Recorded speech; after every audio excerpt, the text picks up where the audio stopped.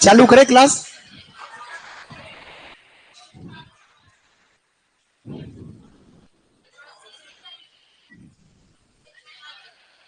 हाँ जी, गया है। हाँ हाँ गया है, बोला है।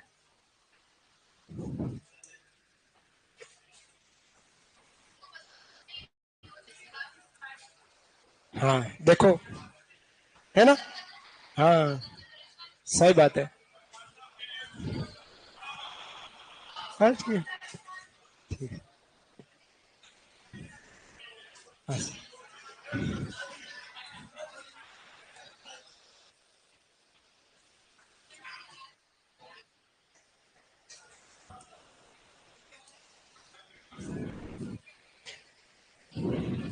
जय श्री कृष्णा, राधे राधे।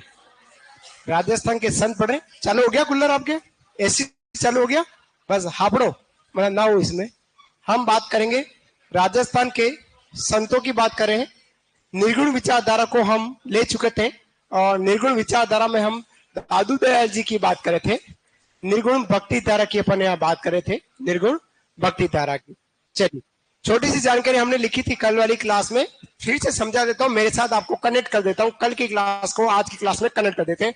1544 ईस्वी में, 1544 ईस्वी में फाल्गुन शुक्ल अष्टमी को दादू जी का जन्म अहमदाबाद गुजरात में हुआ। कहा जाता है कि इनको एक संदूक के बॉक्स में साबरमती नदी की में बहते हुए लोधीराम जी सारस्वत ब्राह्मण थे, उनको मिले थे। तो ऐसा कहता है इनके कोई पिताजी के बारे में, माता पिता के बारे में कोई पता नहीं, अतः इनको राजस्थान का कबीर कहते हैं। कबीर कहने वाले मोतीलाल मेनारिया है। कौन है?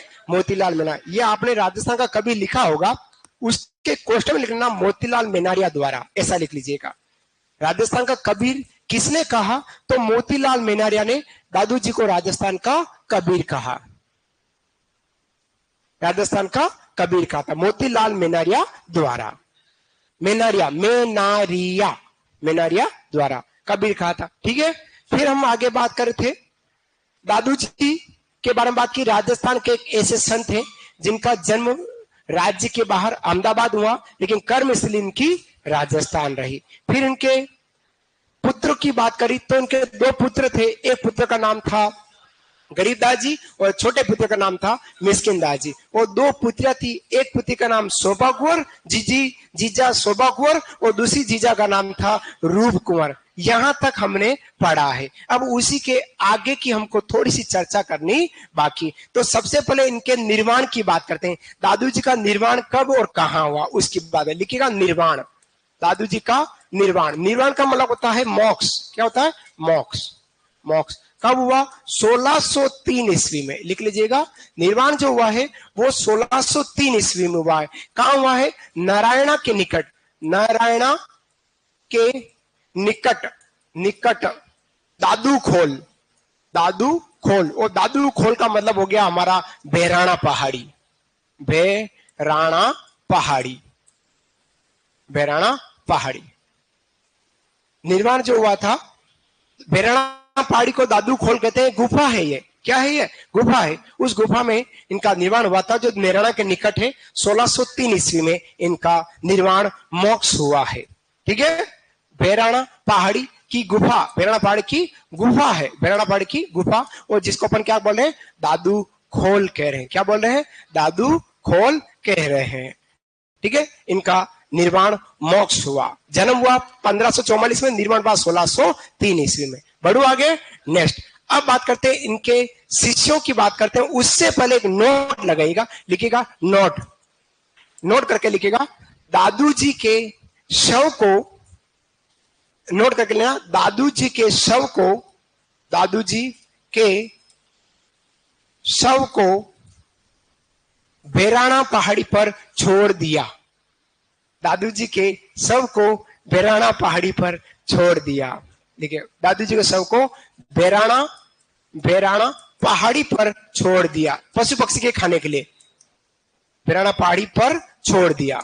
हाँ जी, छोड़ दिया, छोड़ दिया। अपन ने कल चर्चा की थी, दादू पंथ में एक विशेषता है कि शव को न जलाते न दफनाते बल्कि पशु पक्षी खाने के लिए जंगल में छोड़ते थे। तो दादू जी को इस प्रकार से इनके शव को भैराना पहाड़ी पर छोड़ दिया जहां पशु पक्षी शव को खा गए थे, ऐसा कहा जाता है। ठीक है, बात करते हैं इनके संप्रदाय की। लिखिएगा संप्रदाय, इनका संप्रदाय लिखिएगा। संप्रदाय का नाम था दादू, शायद लिखा है संप्रदाय, आपने नहीं लिखा? लिखिएगा संप्रदाय का नाम है ब्रह्म संप्रदाय, ब्रह्म संप्रदाय, कॉमा बाद में परम ब्रह्म संप्रदाय, कॉमा वर्तमान में दादू पंथ कहलाता है, कहलाता है। तो सीधा सीधा हो गया इनका संप्रदाय कौन सा है? दादू पंथ संप्रदाय। जो शुरुआत में क्या था नाम उसका? ब्रह्म संप्रदाय, बाद में परम ब्रह्म हो गया, उसके बाद इसको दादू पंथ कहा जाने लगा है।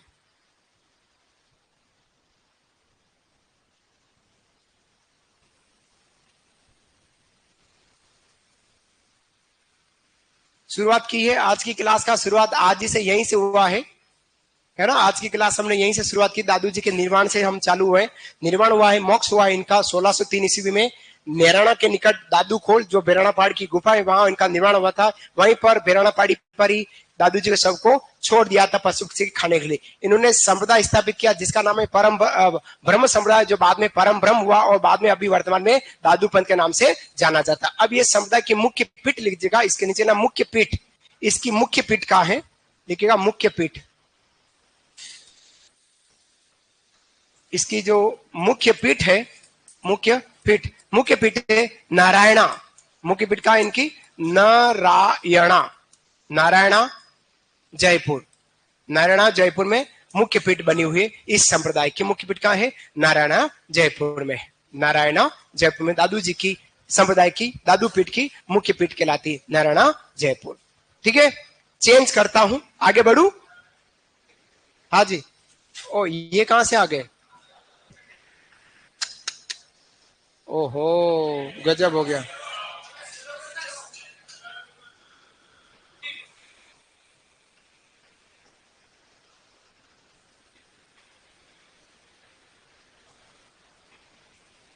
यार डिपार्टमेंट ध्यान नहीं लगाता है दादू पंथ की बात। बाकी आपने तो लिख दिया है बस। तो दादू पंथ जो है वो कहां पे?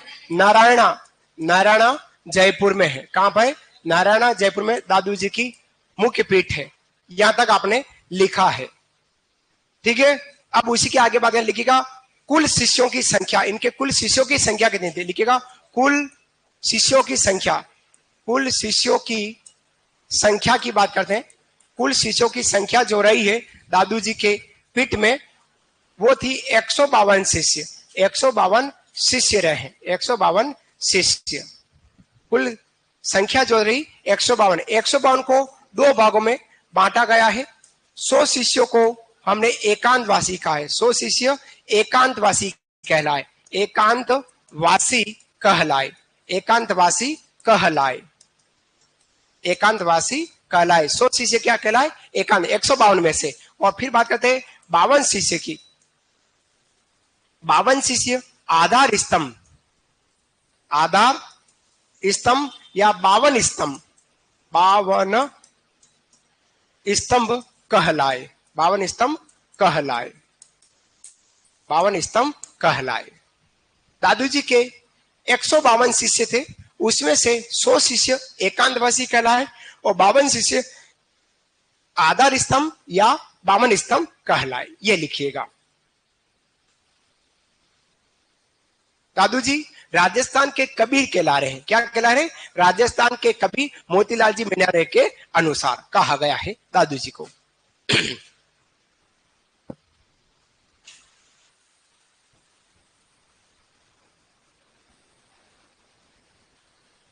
लिखा?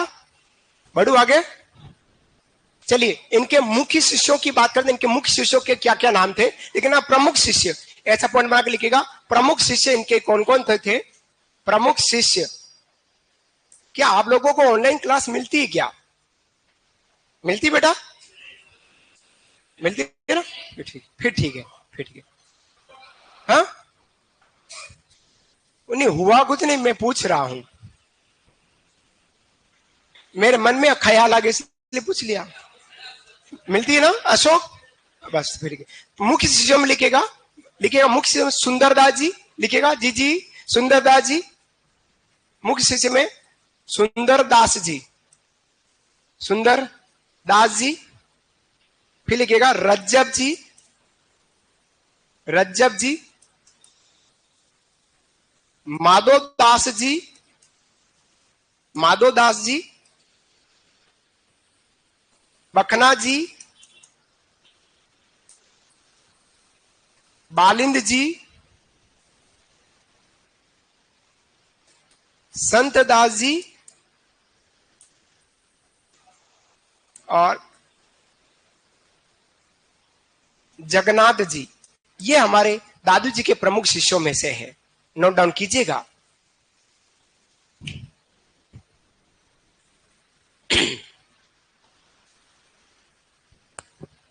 दादू जी के 152 शिष्य से, जिसमें से 100 शिष्य एकांतवासी कहलाए, 52 शिष्य आधार स्तंभ या 52 स्तंभ कहलाए। उसमें से प्रमुख शिष्य में सुंदरदास जी, रज्जबदास जी, रज्जब जी, माधोदास जी, बखना जी, बालिंदी संदास जी, माधोदास जी, ऐसे जगन्नाथ जी, ऐसे कुछ संत हमारे दादू जी के मुख्य शिष्यों में जाने जाते हैं।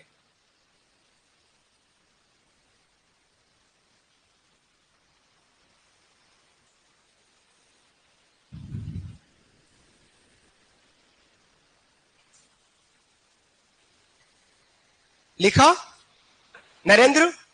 चलिए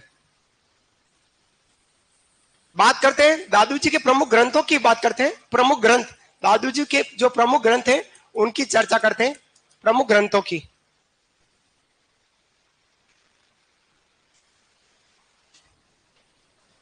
प्रमुख ग्रंथों की बात करते हैं। प्रमुख ग्रंथों में दादू जी वाणी और दादू जीरा दूहा कौमा काया बेली, ये 3 इनके दादू जी के प्रमुख ग्रंथ उपदेश के रूप में जाने जाते हैं। लिखेगा दादू जी री वाणी, दादू जी रा दूहा और काया बेली, काया बेली। प्रश्न पूछा है ये दोनों जो ग्रंथ है किस बोली में, किस भाषा में लिखे गए, ऐसा पूछा है। तो ये जो ग्रंथ है ढूंढाड़ी बोली प्लस हिंदी मिश्रित, हिंदी मिश्रित संदूकड़ी भाषा, एक भाषा है संदूकड़ी, इस भाषा बोली में इन ग्रंथों को लिखा हुआ है। आरपीएस ने इस आरपीएस ने इस प्रश्न को पूछा है कि दादू पंथ के जो, हाँ संत गुण सागर है, हाँ गुण सागर, एक और लिखेगा संत गुण सागर, संत गुण सागर। ये जो ग्रंथ है हमारे दादू जी के प्रमुख ग्रंथों के रूप में जाने जाते हैं। दादू जी री वाणी, दादू जी रा दूहा, कायावेली और संत गुण सागर, चारों ग्रंथ लिखे गए ढूंढाड़ी बोली, क्योंकि जयपुर से बिलोंग करते थे, ढूंढाड़ी बोली प्लस हिंदी मिश्रित संदूकड़ी भाषा में इन ग्रंथों को लिखा हुआ है। अब 2 दादू जी के ग्रंथ और है जो दादू जी के उपदेशों को संकलित किया है। दादू जी के 2 ऐसे ग्रंथ और है जो दादू जी ने नहीं लिखे, उनके शिष्यों द्वारा लिखे गए हैं, है ना। उनके एक तो हरेड़ वाणी है ना, हरेड़े वाणी है, ये जो लिखा गया है ये, इसमें दादू जी के उपदेशों को संकलित किया है संत दास जी ने और जगन्नाथ जी ने। किसने किया? संत दास जी और जगन्नाथ जी ने। लिखेगा इस ग्रंथ में दादू जी के उपदेश संकलित, उपदेश संकलित, दादू जी के उपदेश संकलित कौमा संत दास जी तथा जगन्नाथ जी द्वारा, जगन्नाथ जी द्वारा, ठीक है। एक है अंग वधु, एक और है अंग वधु। प्रश्न बनते हैं इस पर, अंग वधु। इसमें भी दादू जी के उपदेश संकलित है, लेकिन इसमें संकलित करने वाले थे संत रज्जब जी। कौन थे? संत रज्जब जी। लिखिएगा, इसमें दादू जी के उपदेश संकलित कॉमा संत रज्जब जी द्वारा, संत रज्जब जी द्वारा, ऐसा लिख लीजिएगा।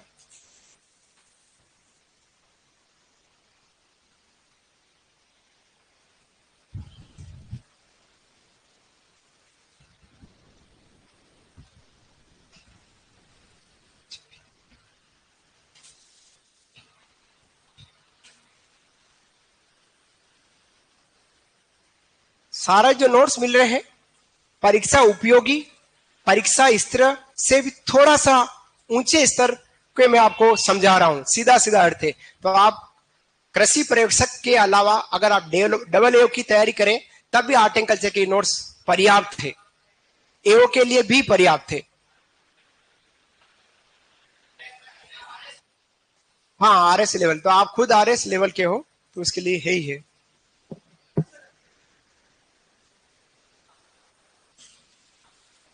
देखो जो अपन मानते हैं बाबूजी वो कोलूमंडी मानते हैं, लेकिन कुछ इतिहासकारों को गिरना ननियाल माना है ना। आपने अपन से पहले ही ऐसी चर्चा हुई, लेकिन जो अभी तक जितने भी हम ऑथेंटिक किताबें पढ़ रहे हैं उसमें कोलूमंडी दे रहेगा, लेकिन कुछ इतिहासकार जो अभी शोध कर रहे हैं वो गिरनार बता रहे हैं, लेकिन उस पर कभी अभी तक आया नहीं, न राजस्थान हमारी हिंदी ग्रंथ। हाँ आया, किसमें आया? पीकेआरओ में क्या बताया? जूना गांव बाढ़ में। अब आप देख लीजिएगा कि अब इसको क्या सही माने, 3 स्थल आ गए हैं आपके सामने, समझ आ रही ना।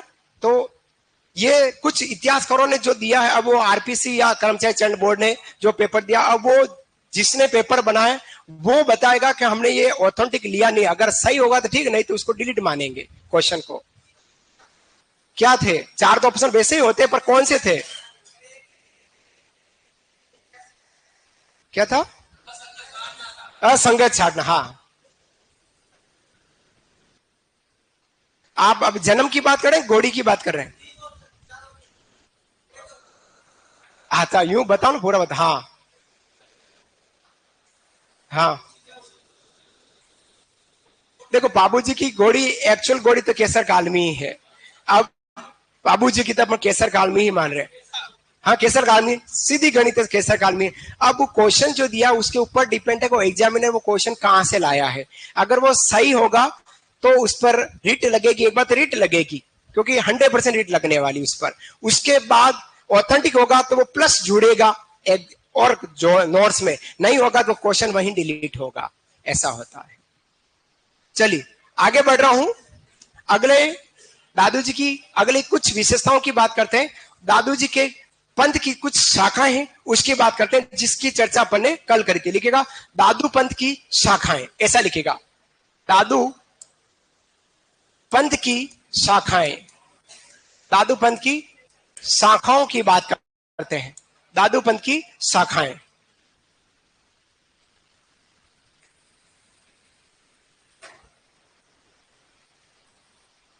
दादू पंथ की शाखाएं, दादू पंथ की जो 5 शाखा है उसमें सबसे पहली शाखा का नाम है खालसा।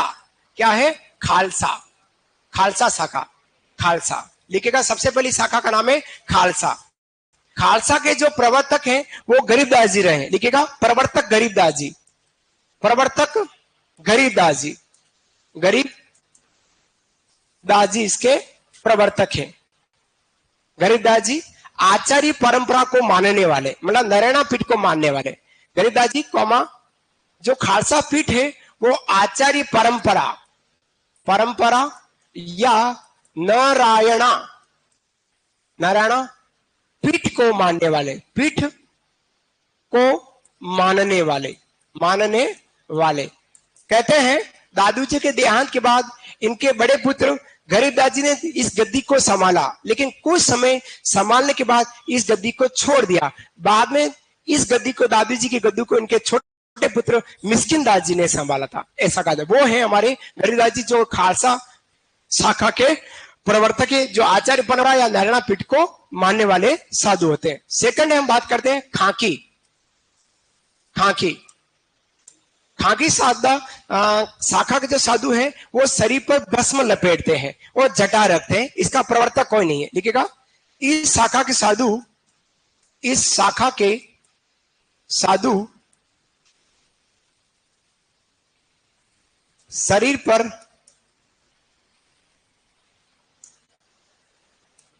भस्म कौमा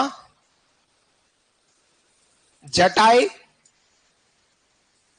रखते हैं, जटाएं रखते हैं। तीसरा आता है नागा। नागा के प्रवर्तक है सुंदरदास जी, सुंदर दास जी। इसके साधु अपने साथ हथियार रखते हैं। अपने साथ क्या रखते हैं? हथियार रखते हैं। नागा शाखा के साधु कौमा इन साधुओं ने जयपुर, सवाई जय सिंह कौमा जोधपुर, महाराजा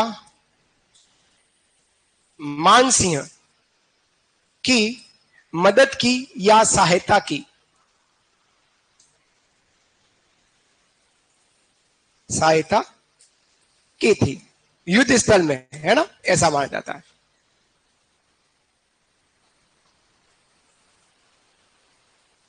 चौथा है हमारा उत्तरादे या स्थानवासी। स्थानवासी इसके प्रवर्तक है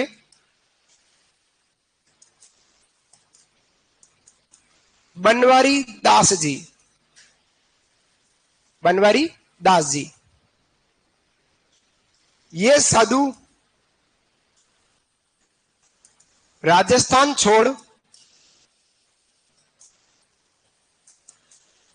उत्तर भारत गए, उत्तर भारत चले गए कौमा दादू जी के उपदेश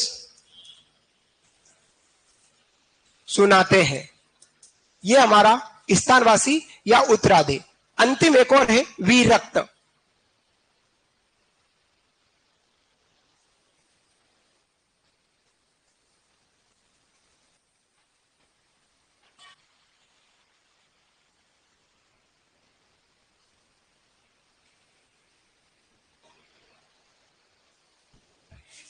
नहीं नहीं, सही कहाँ है?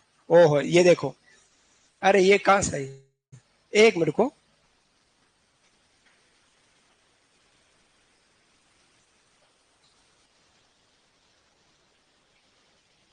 ये सही है। 5 और अंतिम है विरक्त। विरक्त गृहस्थियों को दादू जी के उपदेश सुनाते हैं, सुनाते हैं। दादू जी के उपदेश सुनाते हैं। ये है हमारे दादू पंथ की 5 शाखाएं। विद्यार्थियों याद करना, एग्जाम में पूछने की संभावना रखता है।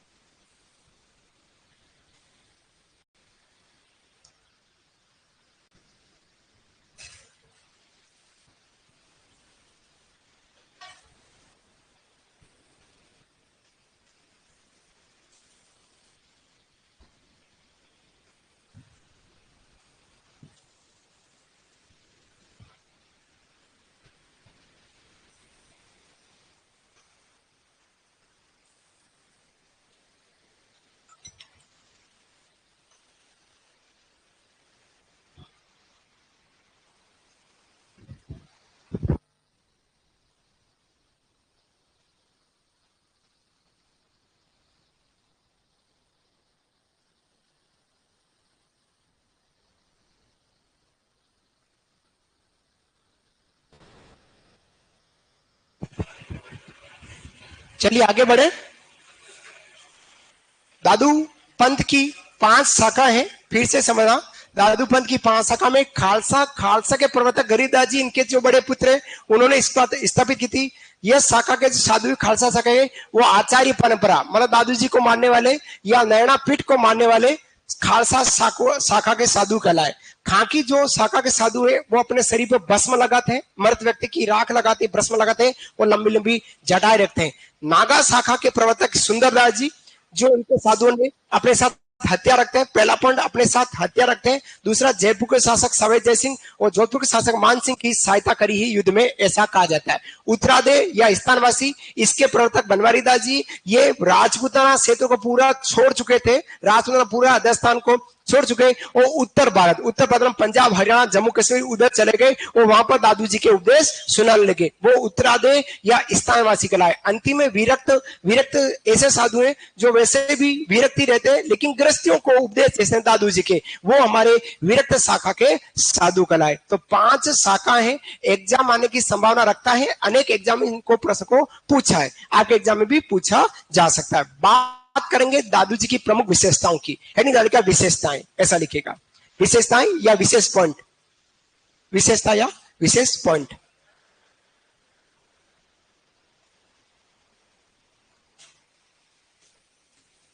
लिखेगा 1585 ईस्वी में दादू जी की मुलाकात अकबर से, 1585 में दादू जी की मुलाकात अकबर से, दादू जी की मुलाकात अकबर से फतेहपुर सीकरी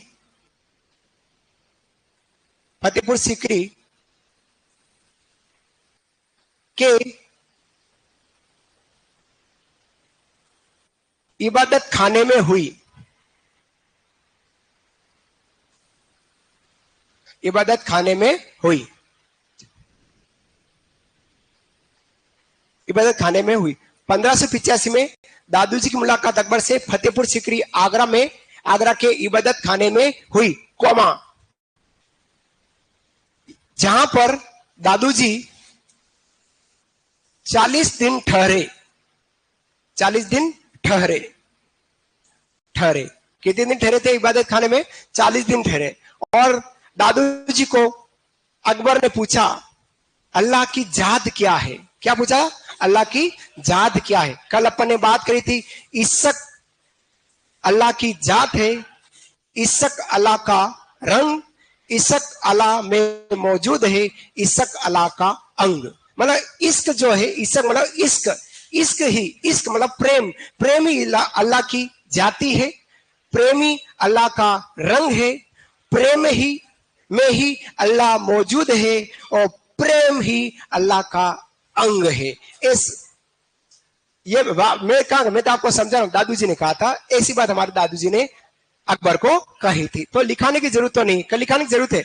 नहीं लिखाने की, आप कह रहे हैं नहीं लिखाने की जरूरत है। आपका एग्जाम आवे तो ये बात याद रखना, इश्क आ जाए, जैसे इश्क या इश्क लिखा दू, एक डॉट कर देते हैं। हाँ लिखेगा, अकबर ने दादू जी से पूछा, अकबर ने दादू जी से पूछा, अल्लाह की जात क्या है? अकबर ने दादू जी से पूछा, देश का कहना, अल्लाह की जात क्या है?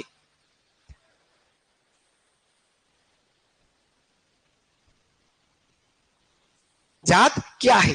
प्रश्नवाचक बनाया, प्रश्नवाचक चिन्ह बना दो। फिर अगले पॉइंट में दादू जी ने कहा,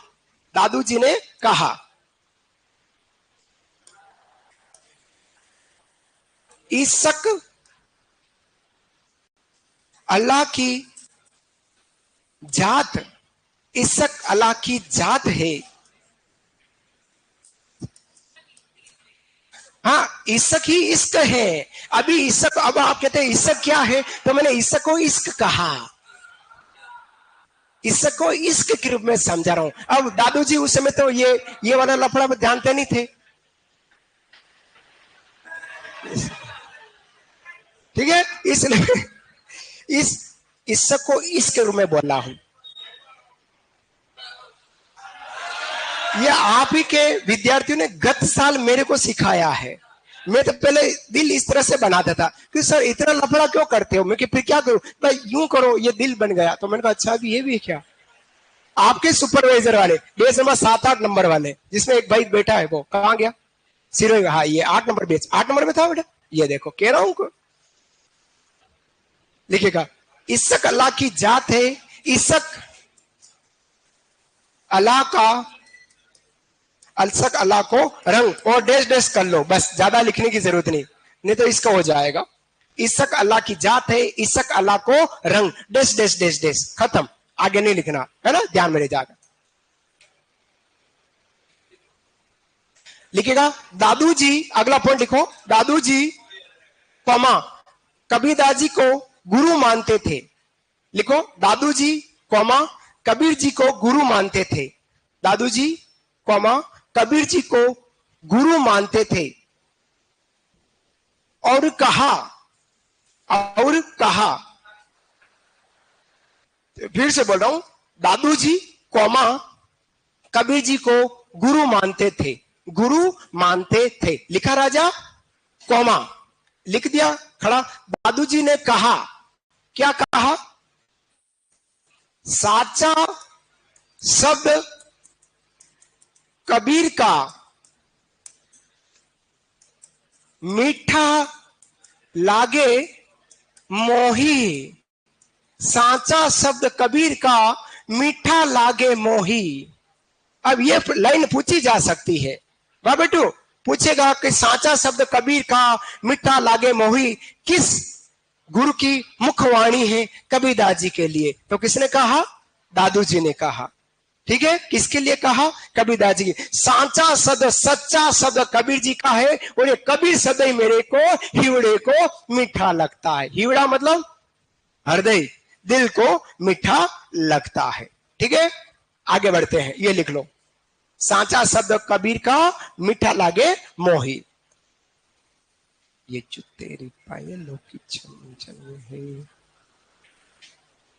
लिखा। नेक्स्ट लाइन में अगला पॉइंट लिखिएगा, दादू पंथ के साधु अविवाहित होते हैं। दादू पंथ के साधु अविवाहित होते हैं। दादू पंथ के साधु अविवाहित होते हैं। दादू पंथ के साधु अविवाहित होते हैं। दादू पंथ के साधु अविवाहित होते हैं, कौमा पंथ चलाने हेतु, पंथ चलाने हेतु, पंथ चलाने हेतु गृहस्थी के बच्चे को गोद लेते हैं।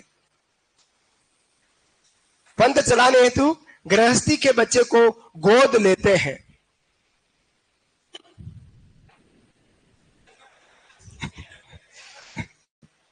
अरे यार ये खाली है,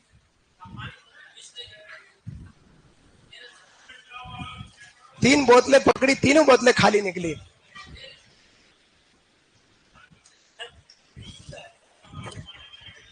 ले बेटा, खूब आशीर्वाद दे गए माता, है ना, दे दिया है। दादू पंथ के साधु अवैध होते हैं और पंथ चलाने हेतु गृहस्थी के बच्चे को गोद लेते हैं। अपने नरेंद्र जैसे बच्चे को, सुनील जैसे बच्चे को गोद ले लेते हैं, या मेरे जैसे बच्चे को गोद ले लेंगे। ठीक है, हाँ, नेक्स्ट लिखेगा, इस पंथ में, इस पंथ में शव को, इस पंथ में, किस पंथ में, हाँ दादू पंथ में, हाँ, इस पंथ में शव को न जलाते हैं। नेक्स्ट है अगला पॉइंट है जीजी, इस पंथ में शव को न जलाते हैं न दफनाते हैं। इस पंथ में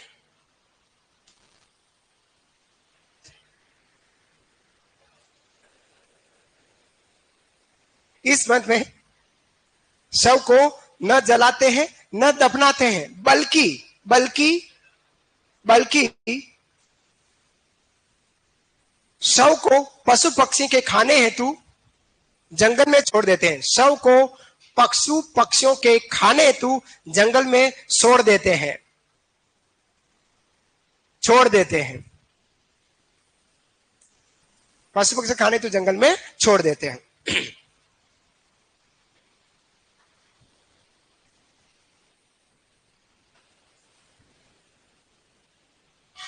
अगला पॉइंट, दादूजी ने निपंख आंदोलन चालू किया। निपंख आंदोलन, सामाजिक कुरीतियों को मिटाने के लिए निपंख आंदोलन चालू किया।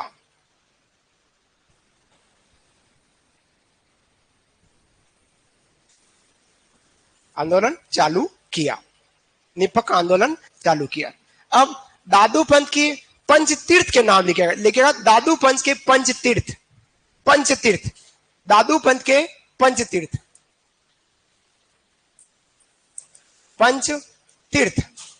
कौन कौन से पंचतीर्थ हुए हैं दादू पंथ के?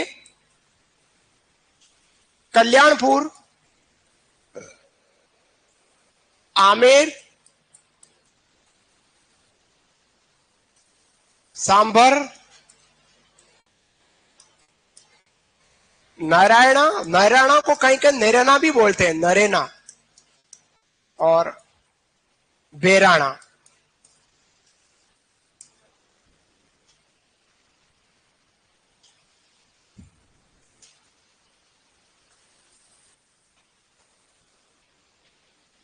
ये हमारे दादू पंथ के पंचतीर्थ।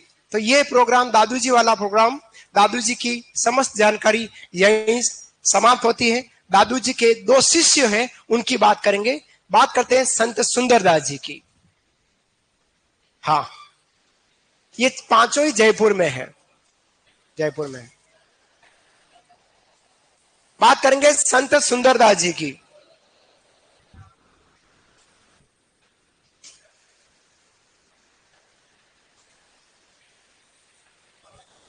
बढ़ू आगे। अगले संत हमारे संत सुंदरदास जी निर्गुण विचारधारा के संत हैं।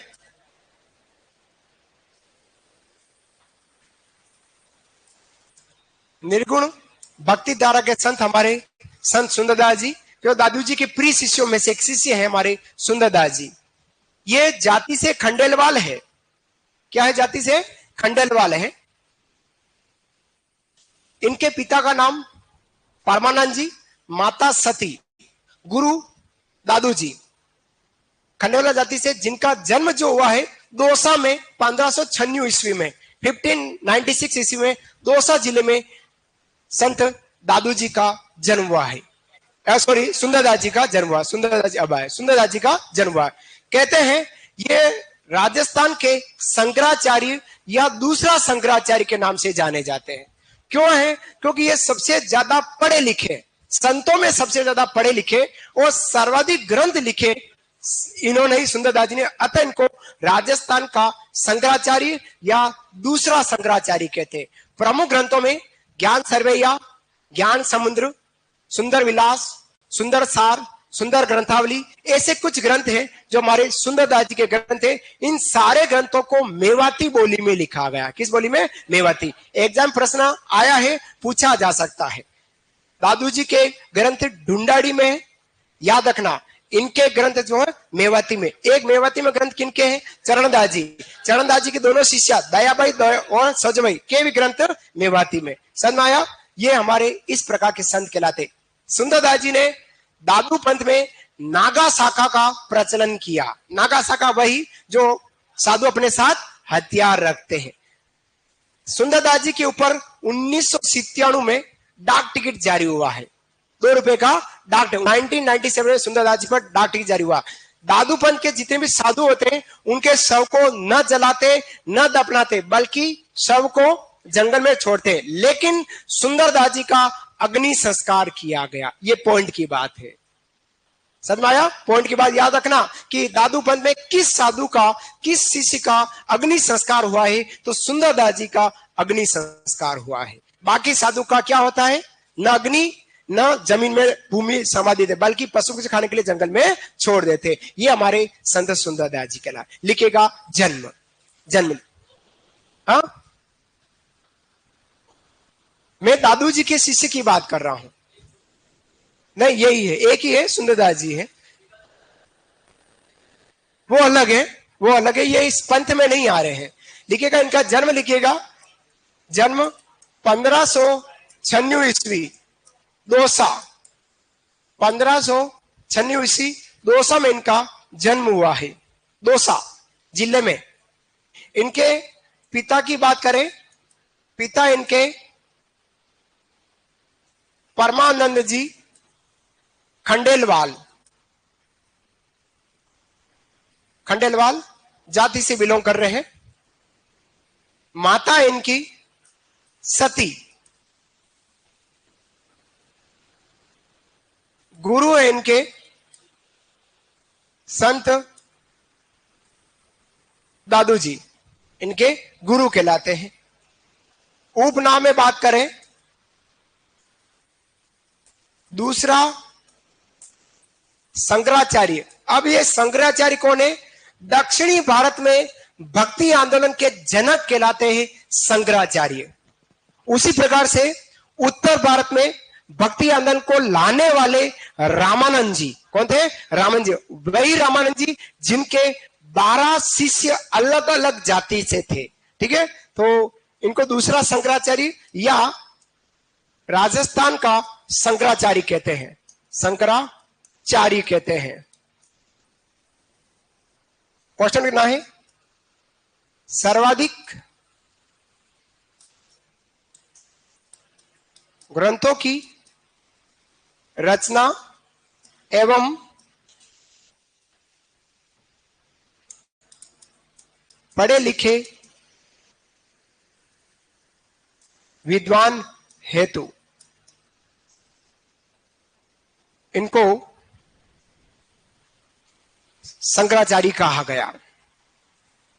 सबसे ज्यादा 42 ग्रंथों की रचना इन्होंने करी है। इतना से लिखेगा, फिर आगे बढ़ते हैं। हाँ,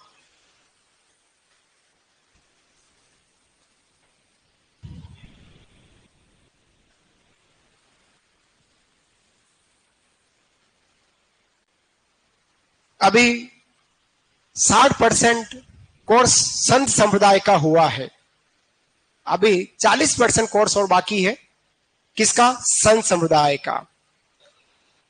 और 20 टॉपिक आपके ऑल ओवर राजस्थान के आपके कृषि परीक्षा में दे रखे हैं, उसमें से 11वां टॉपिक आपका चल रहा है।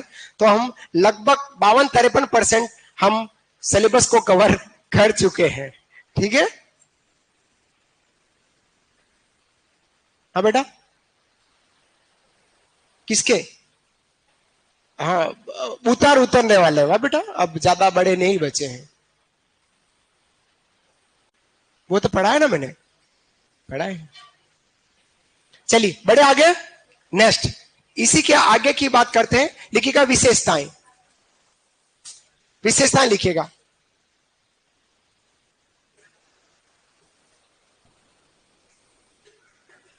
ठीक है, कुछ नहीं। हर विद्यार्थी की, मैं 17-18 साल से देख रहा हूं, हर विद्यार्थी की एक बहुत गंदी आदत है। क्या आदत है गंदी? नहीं, आपकी बात नहीं, आपकी नहीं कह रहा हूं। हाँ हाँ, वही तो बात बता रहा हूं। हर विद्यार्थी की गंदी आदत है कि कोई भी लड़का या लड़की आता है या आती है, जब तक वो लड़का ढंग से बैठ ना जाए, वो जब से लड़की वो ढंग से बैठ ना जाए, तब तक सब जने उसकी तरफ निगाह दौड़ाते हैं। भले टीचर कुछ भी पढ़ा रहा हो, पहले उधर देखो सीट मिली कि नहीं मिली ढंग से। इतनी चिंता धन्य है भाइयों को और बहनों को, धन्य। हाँ, विशेषताओं की बात करते हैं। विशेषता, अब मैं कह रहा हूं विशेषता लिखो, तो फिर भी आधे विद्यार्थी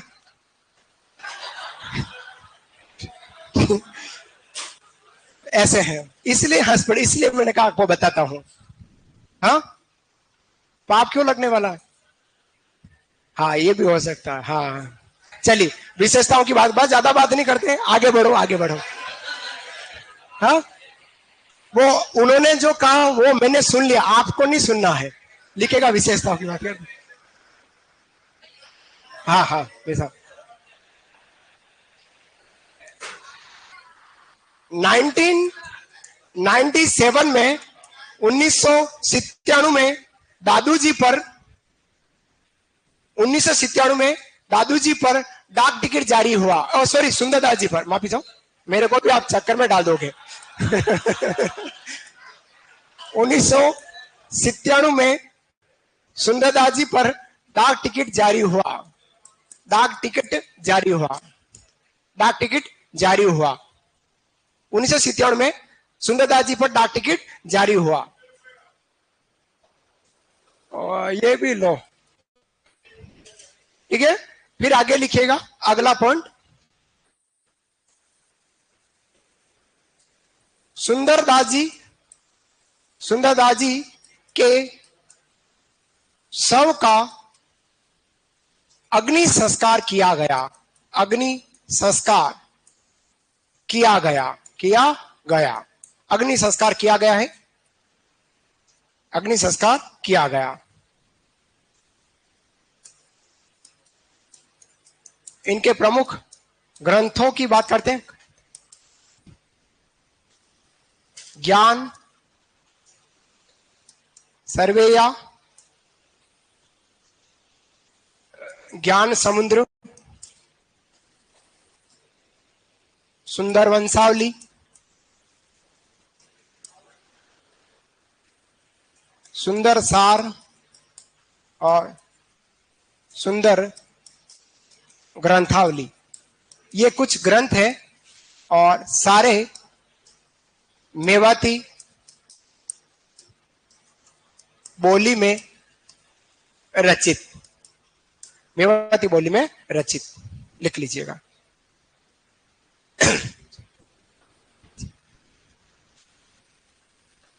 लिखा बेटू पीछे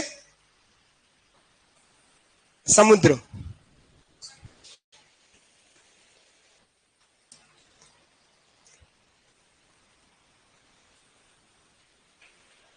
गलत है, गलत लिखा क्या?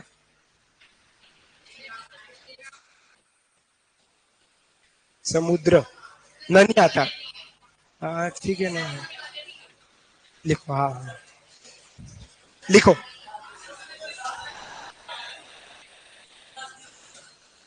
क्यों, हिंदी हो गई क्या आपके? क्लासें खत्म? ज्योग्राफी चालू हो गई? इतिहास खत्म? खत्म इतिहास? मतलब आप संडे को पढ़े थे, आप ही लोग पढ़ रहे थे संडे को वो रास्तापाल कांड न सब, और मैं घर से सुन रहा था कि क्लास किसकी चल रही है, खबर नहीं पड़ी मेरे को। अच्छा, आप लोगों की थी वो क्लास?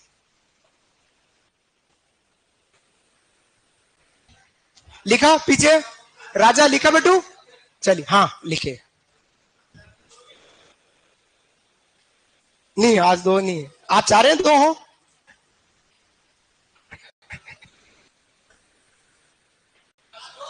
संत रज्जब जी की बात करेंगे। लिखा राजा? संत रज्जब जी।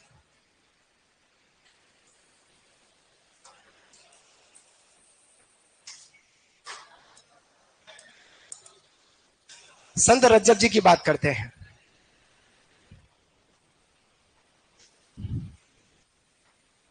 छोटी सी जानकारी है रज्जब जी के बारे में, समझिएगा। रज्जब जी का जो जन्म हुआ है सांगानेर जयपुर में।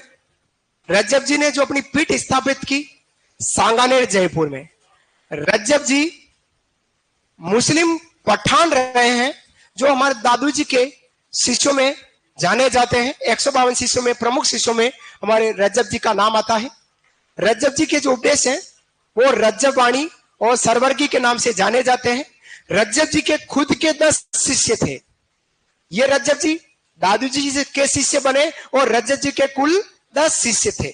और उन शिष्यों को रज्जब पंथी कहा जाता है। जो अनुयायी होते हैं रज्जब दादू जी के, उनको अनुयायी को क्या बोलते हैं? रज्जब पंथी कहा जाता है।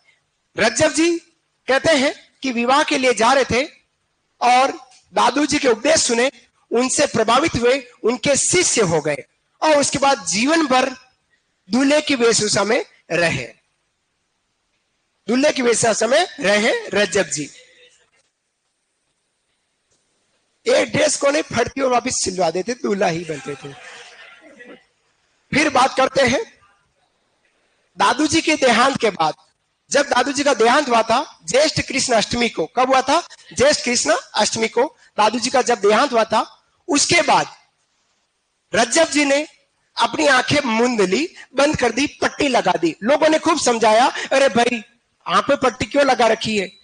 तो दादू जी ने एक ही बात कही, रज्जब जी ने एक ही बात कही, जिसको देखना था उनको देख चुका हूं, अब क्या देखना बाकी रहा है, क्या रहा संसार देखने लायक, है ना? ऐसा कहा करते। ऐसे कुछ शिष्य, परम शिष्य हुआ करते थे। जमाना कुछ और था, 500 साल पुरानी बातें हैं। है? सोनू आंखें बंद करेगा कब?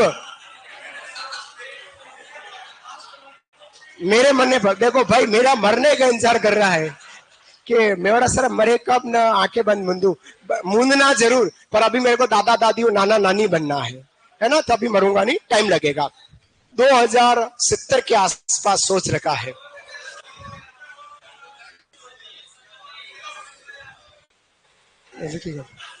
जन्म लिखेगा।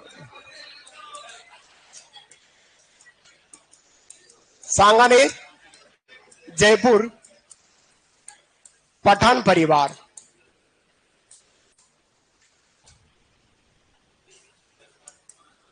गुरु इनके संत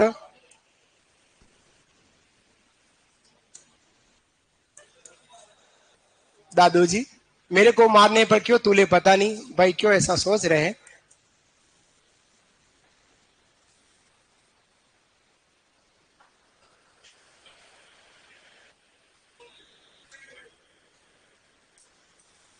रजब जी के उपदेश,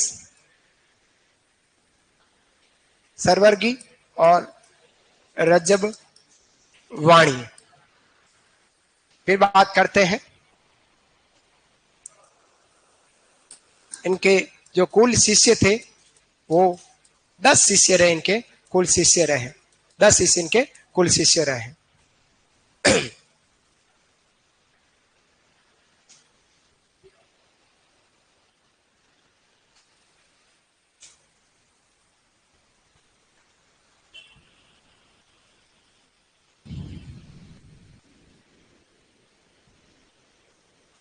मैं जो चाहता हूं वो कक्षा में होता ही नहीं है। मैं जो टारगेट लेके आता हूं कि ये चीजें होगी कक्षा में, उतनी हो नहीं पा रही है। थोड़ी सी क्लास डिले चल रही है। हा? ना ना, थोड़ी धीमे चल रही है। लिखेगा विशेष, एक पॉइंट लिखेगा विशेष, ऐसा लिखो विशेष। कुल शिष्य रजत जी के 10 रहे, अब लिखेगा विशेष। विशेष में लिखना है, ये विवाह के लिए जाते समय, ये कौन? हाँ जी हाँ जी हाँ जी रजब जी, शांति से, डराए नहीं। ये विवाह के लिए जाते समय दादू जी के उपदेश सुनते हैं। ये विवाह के लिए जाते समय, कौमा, दादू जी के उपदेश सुनते हैं।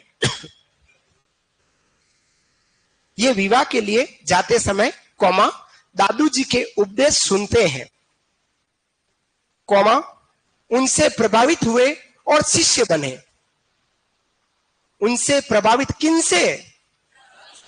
सही पकड़े हैं। उनसे प्रभावित हुए और शिष्य बने। उनसे प्रभावित हुए और शिष्य बने। उनसे प्रभावित हुए और शिष्य बने। तथा, हाँ, तथा जीवन भर दूल्हे की वेशभूषा में रहे। दूल्हे का सेहरा सुहाना लगता है।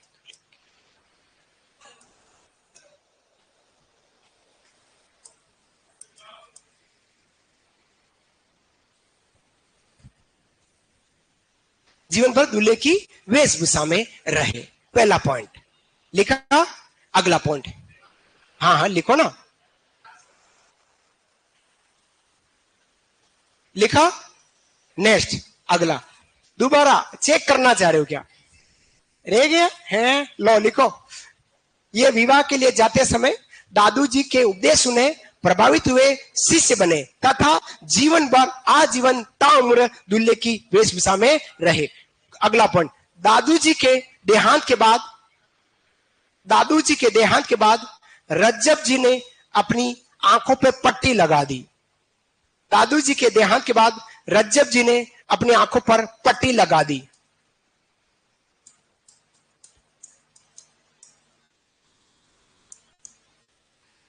पट्टी, पट्टी लगा दी। दादू जी के देहांत बाद रज्जब जी ने क्या किया, अपनी आंखों पर पट्टी। ऐसी सगुण विचारधारा में कौन थी, समान बाई चारण, क्या बोलते हैं उनको, मत्स्य प्रदेश की मीरा कह रहे। अगला पॉइंट लिखिएगा, इनके अनुयायी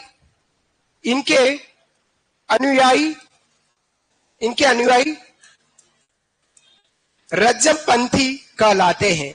इनके अनुयायी रज्जब पंथी कहलाते हैं।